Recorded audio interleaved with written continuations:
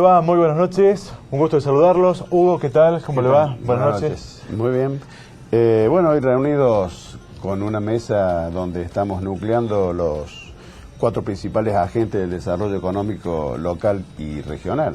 Hemos invitado a cada uno de ellos para que veamos de alguna manera el impacto que tiene en nuestra economía local las políticas, no solamente las macroeconómicas, sino también los hechos que se generan en nuestra región. Usted hacía referencia de 4 sectores, de ellos hay 2 economistas. Así es, por la universidad y por la municipalidad. Así es, también presente el CESIS y la sociedad rural. Vamos a analizar este tema tras las firmas que hacen posible de local. Economía local, el tema que vamos a estar analizando con estos invitados: Guillermo Mana, jefe de gabinete de la Municipalidad de Río Cuarto; Javier Rotondo, vicepresidente de la Sociedad Rural de Río Cuarto; Marcelo Pinasco, el presidente del Centro Empresario Comercial, Industrial y de Servicios; y Héctor Polinori, docente de la Cátedra de Crecimiento y Desarrollo Económico de la Facultad de Ciencias Económicas de la Universidad Nacional de Río Cuarto. Buenas noches y un gusto tenerlo aquí. Buenas noches. Gracias por la invitación. Al contrario, gracias por venir. Sabemos que no es fácil que se hagan un tiempo para participar a veces en estos tipos de programas. Y bueno, decía al comienzo del programa con Fabián que estamos reunidos aquí, quizás las principales patas de lo que se llama el desarrollo económico local en nuestra ciudad.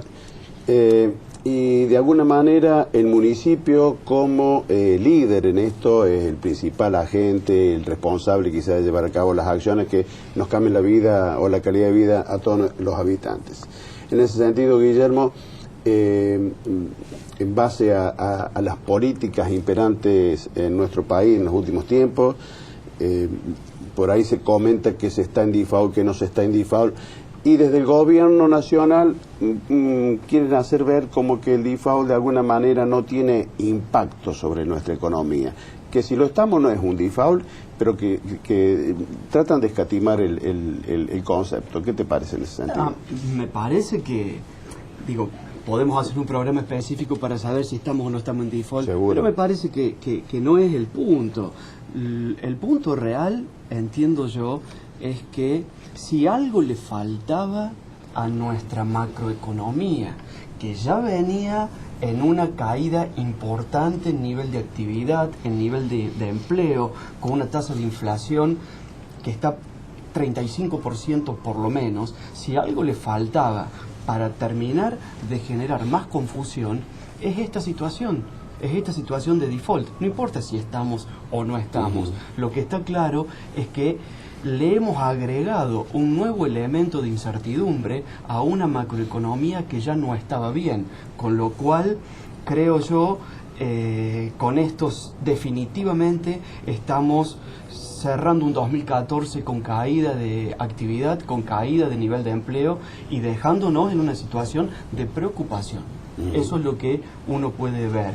Nuestra ciudad, y en particular la municipalidad, terminamos siendo entre comillas, víctimas de una situación macroeconómica que uno no controla. El Estado local también debe acomodarse a esa situación general y lo estamos viendo con preocupación. Héctor, desde la visión económica, ¿estamos en esta inflación o esto ya hemos inventado los argentinos, no solamente esta inflación, sino una receflación? ¿Cómo es la perspectiva? Sí, yo creo que estamos claramente en una estanflación en el sentido de que voy a tratar de dar todos los datos a la mitad, entre lo que sería un dato oficialista y un dato no oficialista.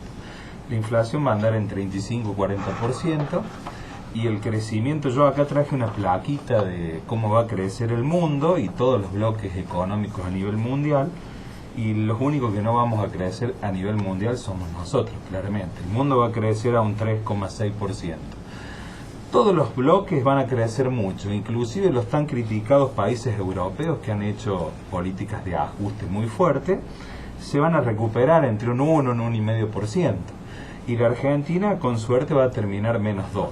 Como pauta, digamos, de crecimiento en lo que se está viendo. Hoy revise el dato de CEPAL, que normalmente apoya un poco más las proyecciones latinoamericanas. CEPAL ya corrigió el 4% que le dio en enero al 0%. 4 de agosto. Con lo cual yo creo que vamos a llegar a fin de año en -2, -2,5, lo cual va a estar marcando claramente que estamos en un proceso de estanflación. Digámosles a los televidentes que muchos no saben de qué se trata el proceso Es estancamiento económico o de crecimiento con inflación, que es el peor escenario que uno podría esperar para un país. De todas maneras, normalmente, según un poquito de inflación no hace mal. Inflación versus desempleo. Cuando hay desempleo, hay menos inflación y viceversa. En este caso acompañamos de las dos maneras. Sí, y volviendo a lo que vos le preguntabas a Guillermo y tratando de desdramatizar el tema del default. La Argentina hace 11 años, 10, 11, 12 años que tomó el camino de vivir con lo nuestro, o sea, no pedir prestado afuera y entrar en un proceso de autofinanciamiento. Eso es lo que empezó Néstor Kirchner, cuando la economía se recuperó fuertemente y que después siguió con los gobiernos de Cristina. Lo que uno notaba en el último año que ese modelo fue agotándose y que en realidad la estrategia del gobierno fue volver a los mercados para buscar los dólares que la economía ya no tiene. Y lamentablemente lo que hicimos fue gastar el último cartucho, que era ver si el mundo nos iba a prestar los dólares para el año que viene poder afrontar nuestros compromisos sin tener que tocar la reserva. Creo que eso se ha caído, ese es el dato más preocupante, más allá si estamos en default técnico o default, el nombre que uno le quiera poner.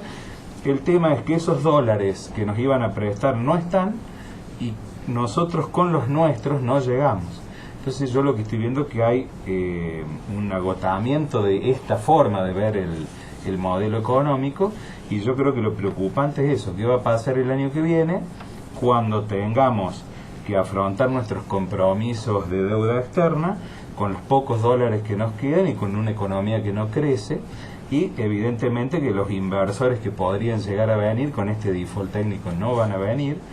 Y bueno, si la tasa de crecimiento sigue manteniéndose de esta forma y cae el consumo, cae la inversión, yo creo que tenemos un panorama complicado, lo que no quiere decir que vaya a haber una explosión, pero sí veo que no vamos a poder revertir por lo menos los principales problemas macro. Y como dicen todos los economistas, si el país no está sano macroeconómicamente va a ser muy difícil que podamos dar un paso adelante en este tema. Lo veo muy preocupado, Pinasco, después de todos estos datos que daba Mana y Polinori. Me parece que ya venía preocupado. Sí, pero aún más, porque a lo mejor pensó que esto podía ser pasajero y la expectativa de algunos sectores que hacia fin de año podía mejorar. Sí, no, digamos esto...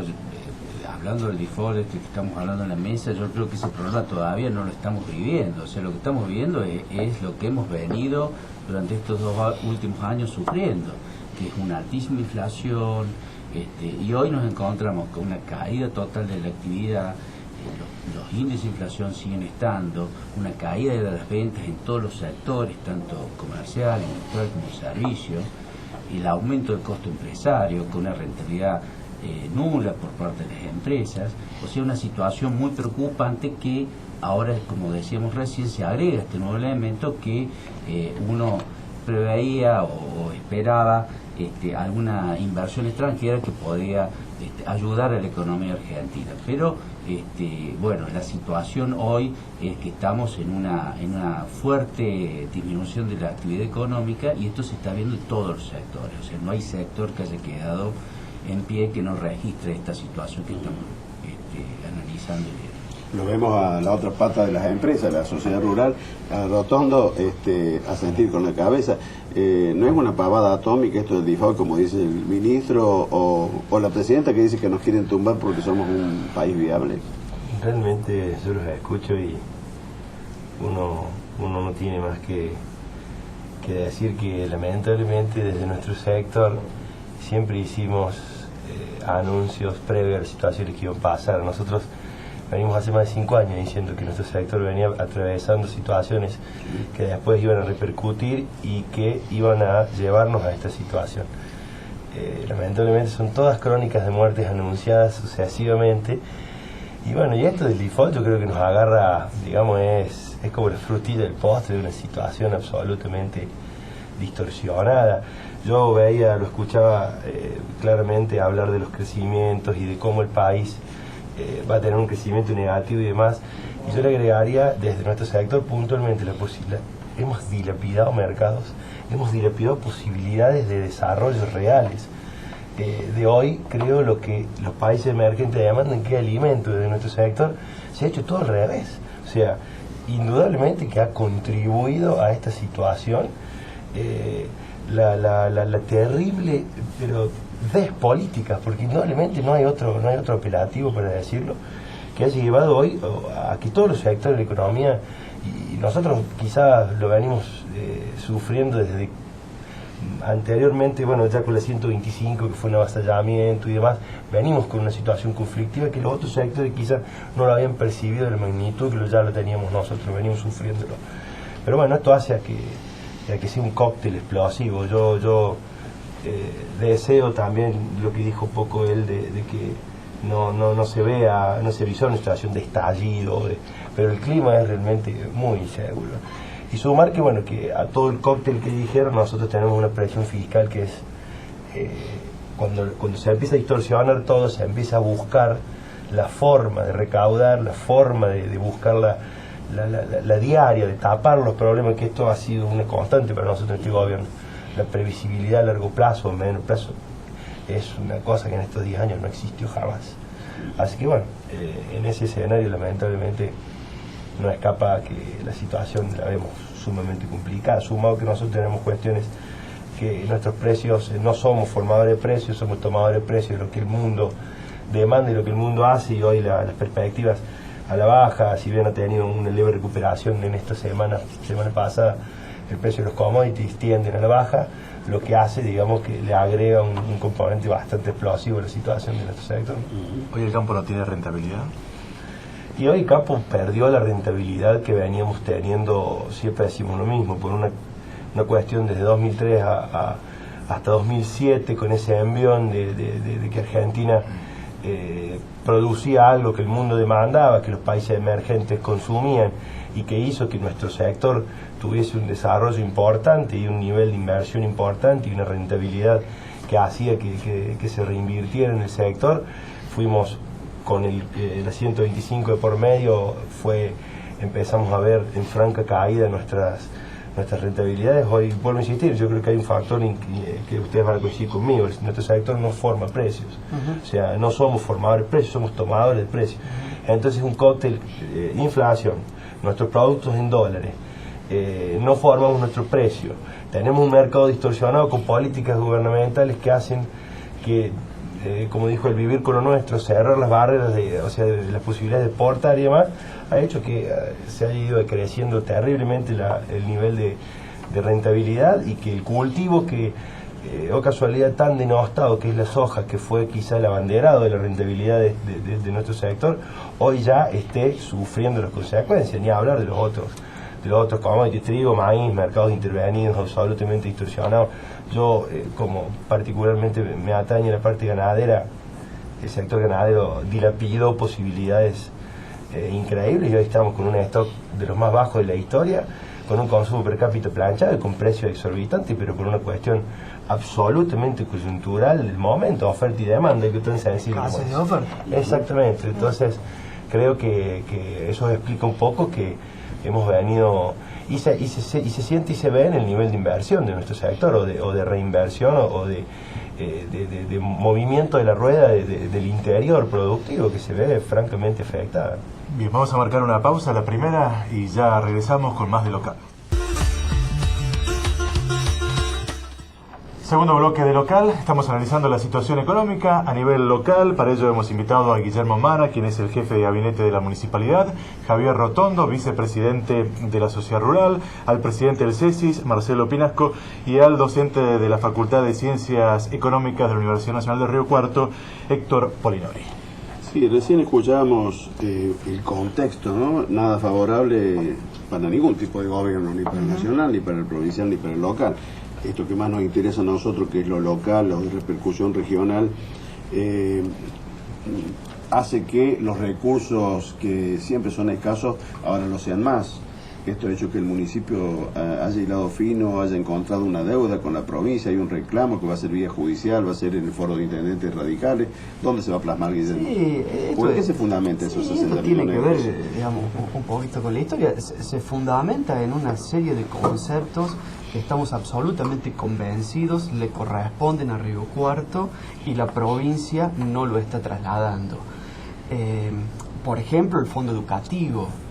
El fondo educativo, la provincia maneja un dinero que es para la educación, por ejemplo, para las salitas de 4, las salitas de 3, lo que son los jardines maternales, que en Río Cuarto hay más de 30 y lo sostiene la municipalidad.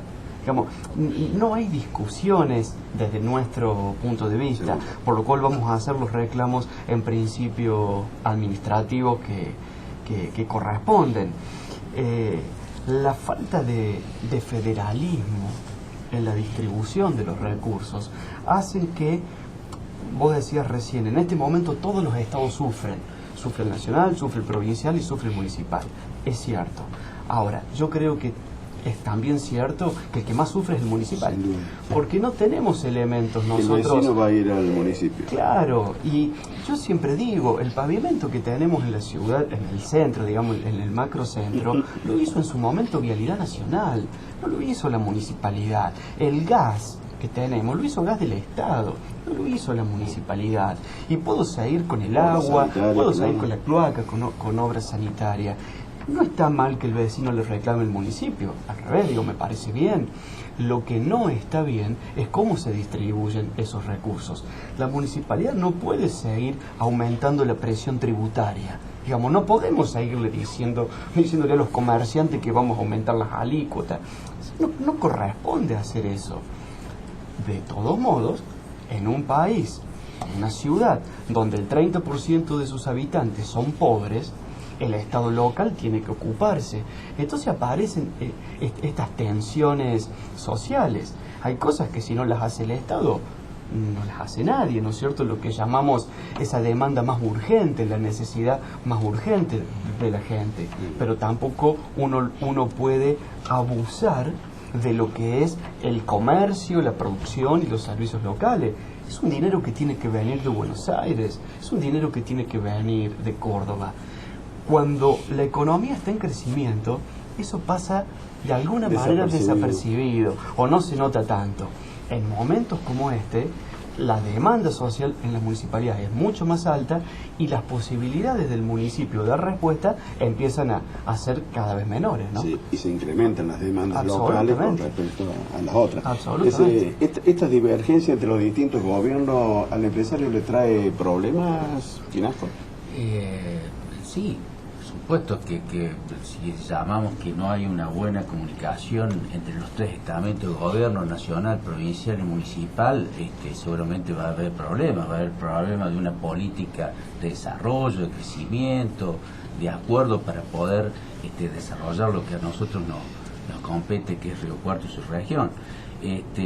Pero sí, la alta tasa tributaria hoy es un problema muy severo y obviamente en las épocas de vacas flacas se ve claramente esto y bueno, sí es necesario que los gobiernos de los tres estamentos tomen digamos sus medidas, ¿no?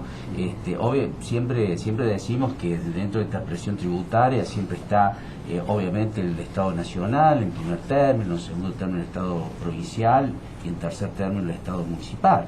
Pero bueno, digamos, ante esta baja de actividad económica, tanto el sector privado como el sector estatal tiene que tomar los recaudos y tiene a veces que ajustar algunas cuestiones. Esta descoordinación de política que se da entre los distintos estados le trae problemas de realización de, digamos, el mismo trámite en los distintos estados a los empresarios, porque tienen que hacer una acción en lo local, una acción en lo provincial, una acción en lo nacional y quizás con distintas estrategias, ¿no? Sí.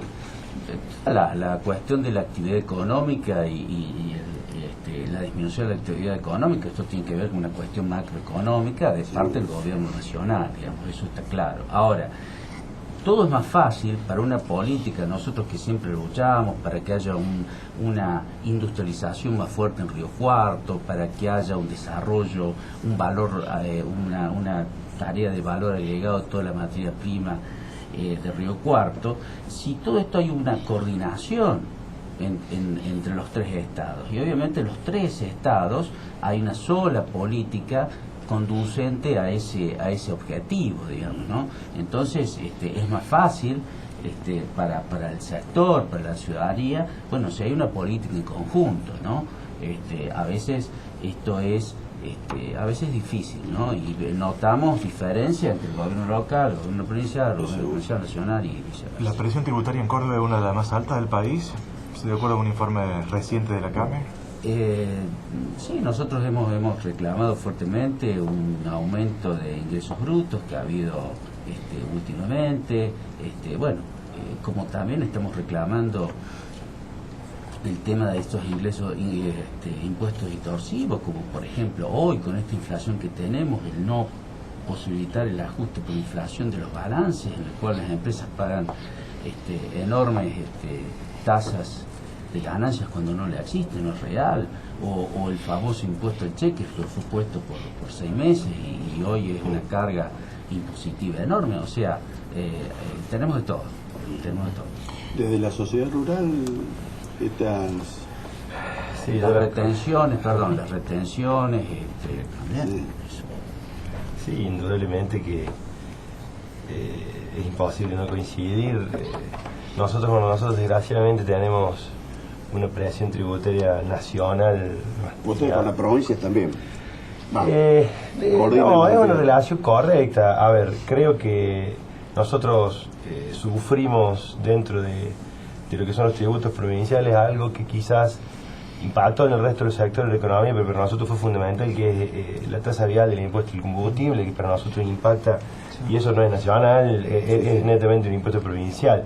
Y tenemos las redes secundarias y terciarias de los caminos rurales que son realmente un estado y consorcios, o sea, es larga. Digamos, padecemos igual que el resto. Ahora, yo creo que aquí lo que nosotros tenemos que dejar como dato de lo que estamos hablando, de esa coordinación que ustedes hablaban de los tres, nosotros como sector lo vemos, que me parece que mientras no se sincere una cuestión fundamental dentro del país, que es el gasto público y el buen uso del gasto público, me parece que vamos a seguir en una pelea de sectores, porque cada sector va a ser beneficiado cuando el otro fue perjudicado. Acá hay una cuestión de que en general todo esto se engloba en algo que nosotros venimos pregonando hace rato, que es aquí se ha avasallado al inversor privado en este país.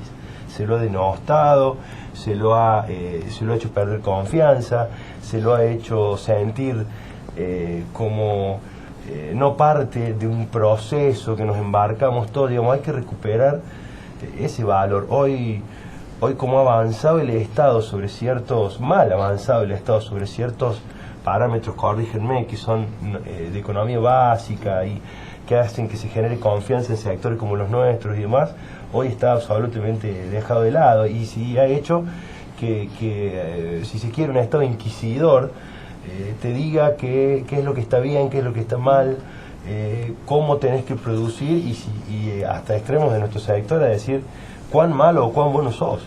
Entonces me parece que por ahí, si no empezamos a pensar toda esta cuestión de números y demás, desde que el Estado debe tener políticas de Estado serias, y una de ellas es sincerar el gasto público. No estoy diciendo reducirlo, porque enseguida salen con los discursos de barricada de decir que eso significa bajar las asignaciones o la cuestión social, que siempre nuestros sectores pensando en el interés de unos pocos por sobre el general, y ese discurso que nosotros realmente estamos cansados y que los hechos nos han demostrado que no es así, sino realmente generarle confianza para que la rueda de sectores como los nuestros generen la posibilidad de que los estados tengan, mediante los tributos equitativos y justos, la posibilidad de generar desarrollo real. Es tan sencillo como eso. Esta voracidad del Estado, de todos los estados, ¿se solucionaría en parte con una reforma tributaria integral? Bueno, este es un gobierno que siempre que va a hacer una reforma, el argumento que usa es: esta ley era de los militares, o sea, ley de medios, Bueno, todavía nosotros estamos con una ley financiera que es de los militares y por ahí uno se sorprende porque ese es un sector que todavía no ha sido alcanzado por la política pública, los bancos, y que, si fuera por estar regulado por una ley militar, bueno, ellos siguen con ese marco. De todas maneras, ¿cuál es el problema? Que todo lo que dijimos durante 10 años, un poco lo que se está discutiendo acá, no hay inversión privada, no importa porque la hace el Estado. Todo eso se empezó a desandar el verano pasado, es decir, hicimos la devaluación, levantamos las tasas de interés, quisimos salir a los mercados, o sea, todas las políticas ortodoxas que habíamos dicho que no íbamos a hacer, todas juntas, las hicimos todas juntas el año pasado. Con este nivel de inflación, yo estimo que en 6 meses vamos a tener que volver a tocar el tipo de cambio. Bueno, hoy lo están demandando ya. Exacto. Entonces, me parece que ahora estamos como en un cocoliche ideológico. Si el gobierno, ¿qué hace? Por ejemplo, dice, no puedo financiar más las tarifas. Entonces una persona que paga 40 pesos de gas va a pagar 3.000 pesos de gas. Ustedes hagan esta situación, digamos, porque para el gobierno lo único que existe es el conurbano bonaerense y la capital federal. Ese es el país. Entonces esta gente que vive en esos lugares paga 50 pesos de energía, 20 pesos de agua y 40 pesos de gas, por decirlo, pero lo estoy diciendo con conocimiento. Son los números. Nosotros estamos acostumbrados a pagar facturas enormes de energía. Entonces, ¿qué pasa? Ahora toda esa gente empieza a recibir la verdadera tarifa que el gobierno podría en 10 años haberla puesto a precio de mercado, de forma muy tranquila. Bueno, ahora no puede seguir financiando semejante nivel de subsidio, entonces hacen muchas políticas antipopulares, esto es lo que quiero decir. Entonces hoy vemos tarifa por las nubes, vemos que un trabajador que cobra en bruto 15.000 pesos y que recibe en el bolsillo 11.000 pesos, tiene que aportarle 1.500 pesos por mes de ganancias al gobierno. Cuando yo le explico a mis alumnos que el impuesto más regresivo que hay es el IVA, porque el pan y la leche la pagan lo mismo los pobres que los ricos, y me pregunto, ¿y cuál es el mejor impuesto? El impuesto a las ganancias, porque pagan los que tienen y los que no tienen no pagan. Bueno, eso no sé cómo hago para explicarlo este año. No lo podemos usar como ejemplo. Entonces, por un lado, uno ve que están las tarifas, van a volver a precio real con costos sociales enormes. Y por otro lado, la inversión privada no aparece y el Estado aparece aumentando toda la parte, digamos, los planes sociales. Eso es más emisión, o sea, no hay otra forma de financiar el sistema previsional y todo, que nosotros estamos de acuerdo. Pero eso está bueno cuando uno tiene la inversión garantizada por el sector privado. Entonces el Estado dice, bueno, la maquinaria de producción, tengo los privados que confían en el país y yo sí armo un Estado para defender a los que menos tienen. El problema es que con este nivel de inflación que está teniendo el país vamos a tener que corregir a fin de año nuevamente el dólar y vamos a seguir con más inflación, porque los dólares que tenían que venir de afuera, esto es lo que yo creo que es grave del default, porque en definitiva hoy la Argentina estuvo fuera del mundo 11 años y hoy sigue fuera del mundo, o sea, bueno, en principio no sería tan grave. Me parece que a principio de año o a fin de año pasado quiso hacer una rotación y que aparece justamente esto que le impide hacer la rotación que quiso hacer el gobierno nacional, ¿no? Que hubo pero Hugo, pensemos que Héctor, una pausa y después seguimos cerrando el tema. ¿No? Marcamos una nueva pausa. Nuevo bloque de local, analizando la situación económica, la economía local en este proceso de recesión, de crisis económica. Sí, bueno, como para cerrar el bloque anterior, yo había dicho que el gobierno nacional había querido dar un viraje quizás en la política y justo se desata el problema del fallo del juez Griesa y todo eso que de alguna manera limitó o condicionó totalmente la nueva política que creo que iban a implementar. Pero bueno, tenemos que ir un poquito más a lo local, Guillermo. Hay una acción desde el gobierno trascendente con respecto a la financiación de la economía local, si se quiere también, porque incide en ella, es la presentación del Banco Provincia de Ciudad de Buenos Aires. Banco Ciudad de Buenos Aires en Río Cuarto. Eso es una sustitución de financiamiento del gobierno local con respecto a lo que hacía antes con el Banco Córdoba. No, el Banco de Córdoba, al menos en mi conocimiento, nunca financió. A la municipalidad seguro que no. Digo, no quiero con eso me estás dando de razón. Extenderme, digo, pero a la municipalidad claramente todo lo contrario, digamos. Nosotros ya desde el 2007 que intentamos un camino de financiamiento en el mercado de capitales cuando hicimos el fideicomiso para obras de infraestructura. Ya en ese momento hubo un intento de trabajo con el Banco de Córdoba, que fue el primer banco que fuimos a buscar y que no se pudo. También fuimos al Banco de Córdoba cuando iniciamos el camino de emisión de letras del Tesoro y no pudimos avanzar. En realidad nos ha costado trabajar junto con el banco. Hoy, de hecho, estamos en una situación donde estamos discutiendo la tasa de comercio e industria, ¿no? Estamos en un proceso que al menos desde el gobierno... sí, nosotros hemos decidido, obviamente, hay que respetar las instancias administrativas, pero no hemos... La tasa de comercio e industria que debe pagar el banco. La tasa, claro. La actividad bancaria. Exacto, la tasa de comercio e industria que pagan todos los comerciantes de la ciudad también debe pagarlo el Banco de Córdoba. Sí. Y bueno, estamos reclamando una deuda de más de 8 millones de pesos y no hemos podido ponernos de acuerdo en el proceso de notificación y digamos cuando se hacen las determinaciones de deuda, así que estamos avanzando. Espero que no lleguemos a la justicia, pero estamos en ese camino. Digo, con ese marco, lo que dijimos desde la municipalidad es: queremos tener un banco que nos acompañe financieramente, no que nos financie. Nadie financia al que no puede devolver el dinero, eso no existe. Pero sí existen instituciones financieras comprometidas en dar un acompañamiento, en hacer un acompañamiento a estados locales. Nosotros la verdad que lo primero que planteamos fue una licitación, porque hay mucha experiencia a nivel nacional, muchas en otras provincias, en el norte, en Santa Fe, en San Luis, muchas experiencias.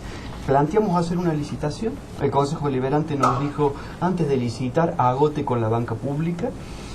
Dentro de lo que eran las opciones banca pública, Banco Municipal de Rosario, con el que algunas cosas hemos trabajado, y terminamos conversando con el Banco Ciudad de Buenos Aires, con quien seguramente vamos a cerrar un acuerdo. Objetivo: el acompañamiento en el financiamiento, en la asistencia financiera municipal.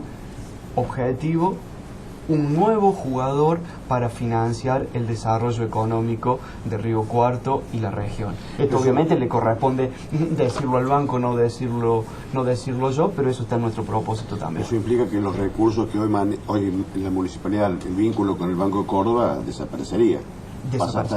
Claro, las cuentas municipales pasarían a estar en este Banco Ciudad de Buenos Aires. ¿Y qué va a pasar con el pago de los salarios de los empleados? ¿También pasa al nuevo banco? Pasaría al banco, digamos... Lo va a seguir pagando el municipio. Sí, obviamente. Pero siempre, la cuenta sueldo, digamos. La cuenta sueldo, digamos, en principio pasaría a esta nueva institución. Vale, mi pregunta era un poco a eso, o sea, desde sobre todo los que estamos en la parte económica, analizar y también participar en el empresario. Es decir, es bueno que los recursos locales sean manejados por una entidad financiera que no es de la jurisdicción, cuando habría posibilidad. No estoy responsabilizando solo al municipio solo, sino que el desacuerdo entre gobiernos por ahí pone...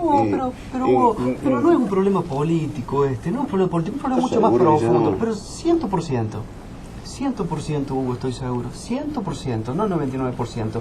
Esta es una decisión meramente técnica. Porque puede estar justificado lo político, ¿no? Si de acuerdo los gobiernos el gobierno provincial y el municipal, me parece que se hubiera arribado a una solución antes de ir a convocar a un banco de afuera. Pero justo lo que estoy diciendo porque esto lo hice yo, lo hice yo en persona, eso lo quiero decir. ¿No? Desde el 2007 que estamos intentando hacer cosas y nunca podemos. Entonces político, pero está justificado. Hace 7 años. Pero yo no digo de que eran los no por una cuestión política. El problema para mí es más profundo. El problema es que tenemos bancos públicos que piensan que cumplen con su rol por las tarjetas de crédito que dan. Nosotros para eso tenemos ahí infinidad de bancos en la Argentina. Sí. Nosotros tenemos que pensar a la banca pública como un ente promotor de inversiones y de Pero a desarrollo. lo mejor el que conduce el Banco Córdoba le interesa figurar en el Banco Central, con que tiene tanta cartera de clientes y maneja tanto dinero y nada Bueno, más. pero ahí está la política. Nosotros por muchos años, y no lo hemos abandonado, aunque sí se ha enfriado el proyecto por la cuestión de coyuntura, hemos planteado un banco de desarrollo regional. También. Eso es lo que necesitamos, un banco que piense en el desarrollo local. Hoy no tenemos ese banco, yo digo, tiene que ser el banco público. El banco público que tenemos, a nuestro entender, no cumple con ese rol. Bueno, va a venir otro banco público. ¿Y Banco Nación tampoco? Porque la universidad se fue al Banco Nación. Lo que pasa, digo, a ver, este comentario también es válido para quienes administran los bancos. Existe una normativa del Banco Central que regula a todos por igual.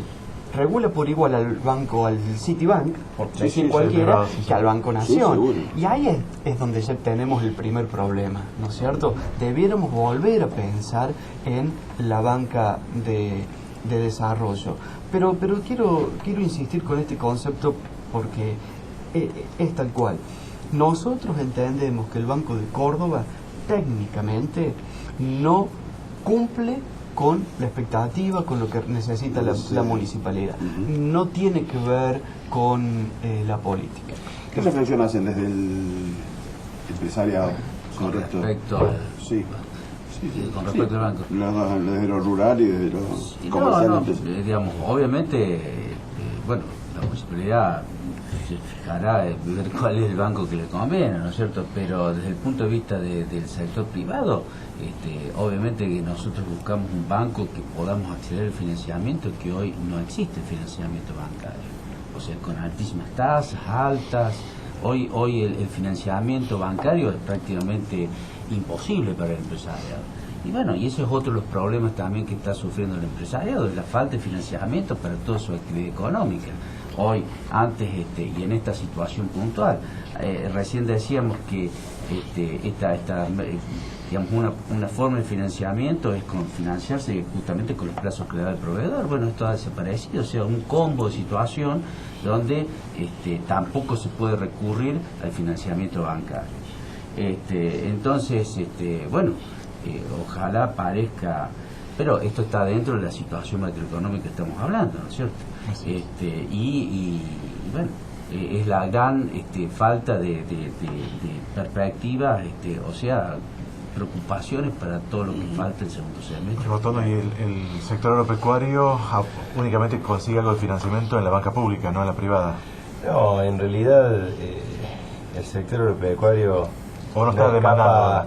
No, es que indudablemente que no, o sea, es exactamente lo que él dice. Hoy el pensar el financiamiento, el crédito, con las tasas que hay, con el nivel de interés que hoy existe, es inviable. Nosotros, yo quiero rescatar lo que decía Guillermo recién, de que la banca pública, que históricamente para nuestro sector fue una banca de fomento de nuestras actividades, ya sea provincial o nacional, lamentablemente hoy no lo está cumpliendo. O sea, hoy ese desarrollo que se debe generar a través del fomento de la banca pública, realmente no hoy es sometimiento de la banca pública, y se hizo hoy obtener una carpeta en Banco Nación para quien no es cliente de Banco Nación es poco menos que un vía crucis. O sea, esa es la realidad.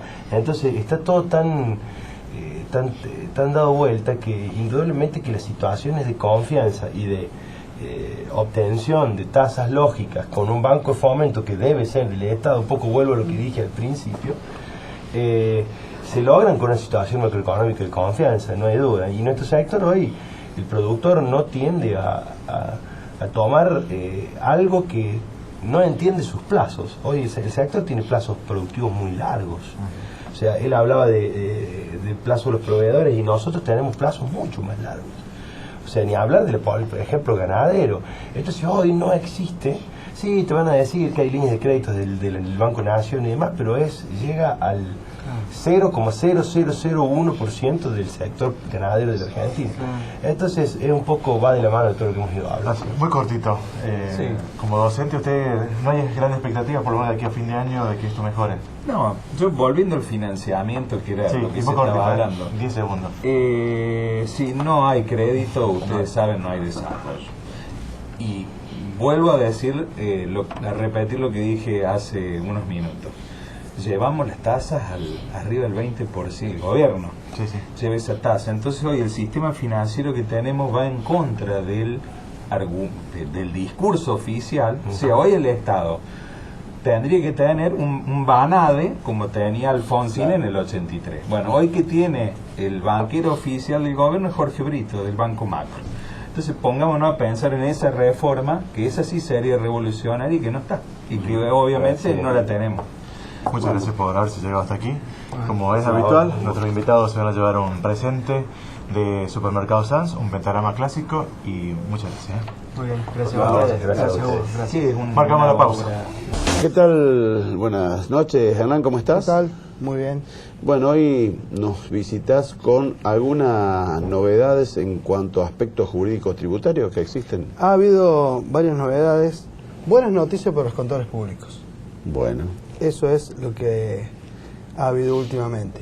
Primero, ante todo, quería resaltar, yo vengo de participar del Congreso Cordobés de las Jornadas Tributarias, muy bien organizado por el Consejo Profesional de Ciencias Económicas, con una participación masiva de contadores de distintas edades, jóvenes adultos, y con el placer de escuchar a grandes tributaristas cordobeses como de Vigildo Yedro, Nisman, y visitados por el doctor Bertaza de la Capital Federal. Bueno, y antes de darles la novedad de lo más importante que fue comentado del fallo Mera, que declara la inconstitucional ley de intimación, quería pasar algunas novedades importantes para los contadores públicos que ejercen esta parte del derecho tributario. Una es el fallo de la causa Consejo Profesional de Ciencias Económicas de Tierra del Fuego contra Unidad de Información Financiera, Acción de Inconstitucionalidad. Esto es una buena noticia para los contadores públicos. ¿Por qué? Porque la resolución del UIF 65 del 2011 obligaba a los contadores a informar aquellas operaciones que fueran sospechosas. Entonces, como que teníamos, obligación los profesionales de ciencia económica de investigar ese tipo de tareas. ¿Qué dijo? Así era el fallo que confirmó la Corte. La Cámara razonó que, sin perjuicio de destacarse el trabajo contra el lavado de dinero, es decir, se debe continuar el trabajo contra el lavado de dinero, ello no implica que deba admitirse la alteración de la delegación de funciones propias e indelegables del Estado. Es decir, que las tareas investigativas son propias del Estado Nacional y no pueden ser delegados en sujetos de la matrícula para que procedamos a investigar a nuestros propios clientes, en definitiva, y denunciar aquellas actividades sospechosas. Este es un fallo muy novedoso del Consejo de Ciencia Económica y Tierra del Fuego contra la unidad financiera. Además, por allí el fallo también comenta algo muy importante, que los contadores públicos no han sido formados para realizar tareas investigativas. También, claro. Dentro del programa curricular de la Facultad de Ciencias. Sí, sería una buena noticia para los colegas. Una buena noticia que le sacamos un peso de encima. Y por el otro lado, otra noticia importante, que es nuevita, porque es de la Procuración General de la Nación, 10 de julio del 2014, la resolución 1467 del 2014, que le pone fin al informe que había hecho el Procurador General de la Nación saliente, el doctor Righi, donde con el tema de, que después vamos a profundizar en otro programa, que en estos temas de que se modificaron los montos de la condición objetiva de punibilidad en la denuncia penal tributaria, donde aquellos que habían sido denunciados por montos que superan los 100.000 pesos, pero que son inferiores a los 400.000 pesos, se aplicaba la ley, el artículo 3 de la ley penal, y se le solicitaba la aplicación de la ley penal más benigna y se solicitaba el sobreseguimiento al juez de primera instancia. Entonces había una instrucción por parte de Righi a los fiscales diciendo que debía apelar ese sobreseguimiento hasta las últimas consecuencias y hasta casación. Bueno, justamente esta resolución de la Procuración General, la 1467 del 2014, le dice a los fiscales que deben investigar cada caso en particular, pero ya no los obliga, lo cual nos ahorramos un dispendio procesal bastante importante, lo cual es muy razonable esta resolución, lo cual son muy buenas novedades para los contribuyentes que estaban denunciados penalmente, pero por montes inferiores a los 400.000 pesos. Y lo del UIF también es una novedad más que interesante para los contadores públicos. Bueno, en cuanto a este aspecto, en cuanto a que involucra la ley anti-evasión, lo vamos a tratar en el programa que viene. En el próximo programa. Perfecto. Muchas gracias, buenas Muy noches. amable.